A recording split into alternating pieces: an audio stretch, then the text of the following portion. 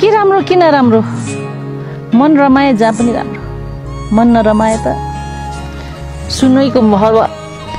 महलमा बसे पनि नि के भन्छ त्यो हाम्रो अम्बानीको बिल्डिङ अन्टलिया है के भन्छ त्यहाँ बस्ने मान्छे पनि सुखी छ जस्तो लाग्दैन मलाई कति डर र त्रासमा बाँच्नु परिरहेको छ है तर फेरि कोही जङ्गलमै बसेको छ गुफामै बस्दा पनि डर छैन मन आनन्दित छ सबै कुरा मन हो भन्ने कुरा मैले सिकेँ मेरो गुरुहरूबाट फुलको आँखामा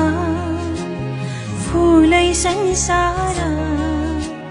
काँडाको आँखामा काँडै संसार झुल्किन्छ है छाया वस्तु अनुसार काँडाको आँखामा